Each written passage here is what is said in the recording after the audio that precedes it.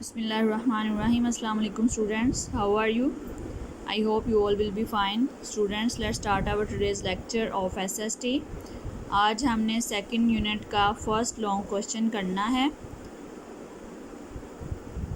جو کوشچن ہے تحریک علی گڑھ پر تعلیمی، سیاسی اور سماجی پہلوؤں سے روشنی ڈالیں. ٹھیک ہے، یعنی ان تینوں پہلوؤں کے حساب سے سر سید احمد خان کی تحریک علی گڑھ کو آپ نے دیکھنا ہے کہ اس میں ان تینوں پہلوؤں کے حساب سے کیا خدمات تھی جو سر سید احمد خان کی بیان کی جاتی ہیں.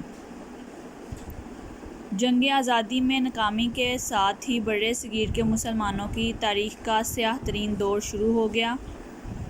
مسلمان بحیثیت قوم انگریزوں کی نفرت اور انتقامی کارروائیوں کا نشانہ بنے. ان حالات میں سر سید احمد خان نے تحریک علی گڑھ کے ذریعے قوم کی رہنمائی کا بیڑا اٹھایا. سر سید احمد خان کی تحریک علی گڑھ کے مقاصد درج ذیل تھے. مقاصد یہ آپ نے شارٹ کوشچن میں بھی کیا ہوا ہے، لانگ میں بھی یہ شامل ہو جائے گا. حکومت اور مسلمانوں کے درمیان اعتماد بحال کرنا.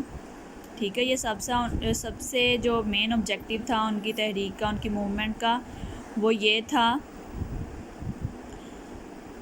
کہ حکومت اور مسلمانوں کے درمیان جو اعتماد ہے وہ بحال ہو، یعنی جو کہ کھو چکا تھا. کیونکہ حالانکہ جو جنگ آزادی تھی وہ برِ صغیر کی تمام قوموں نے مل کر لڑی تھی، ہندو بھی برابر کے شریک تھے، لیکن جو عتاب کا نشانہ تھے انگریزوں کی جو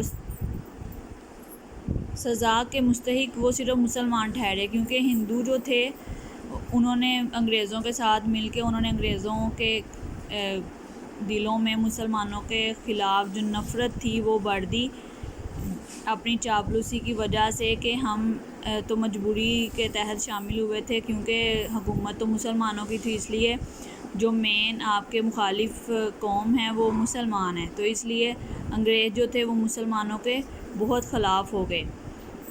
اس کا دوسرا آبجیکٹیو تھا مسلمانان برِ صغیر کو جدید علوم اور انگریزی زبان سیکھنے کی طرف راغب کرنا. ٹھیک ہے. تیسرا تھا مسلمانان برِ صغیر کو سیاست سے باز رکھنا. آپ 17 اکتوبر 1817 کو دہلی میں پیدا ہوئے. آپ نے مسلمانوں کی تعلیمی، سیاسی اور مذہبی ترقی کے لیے عملی کام کیا. آپ نے اس بات کا اندازہ لگا لیا تھا کہ مسلمان تعلیم کے بغیر ترقی نہیں کر سکتے. 1859 میں آپ نے مراد آباد میں ایک اسکول قائم کیا. 1863 میں آپ نے غازی پور میں سائنٹیفک سوسائٹی کی بنیاد رکھی.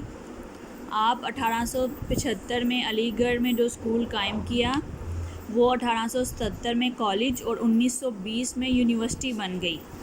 20ویں صدی کے شروع میں مسلمانوں کا پڑھا لکھا طبقہ اسی تعلیمی ادارے کا تعلیم یافتہ تھا. یہ ان کی تعلیمی خدمات میں سے تھیں کہ انہوں نے 1859 میں مراد آباد میں ایک اسکول قائم کیا، 1863 میں سائنٹیفک سوسائٹی کی بنیاد رکھی اور 1875 میں علی گڑھ کے نام سے اسکول قائم کیا، اور وہ بعد میں 1877 میں کالج اور 1920 میں یونیورسٹی بن گیا. اور جو 20ویں صدی کے مسلمان تھے، پڑھے لکھے مسلمان، وہ انہی تعلیمی اداروں کے جو تھے پروردہ تھے، انہی تعلیمی اداروں سے فارغ التحصیل تھے.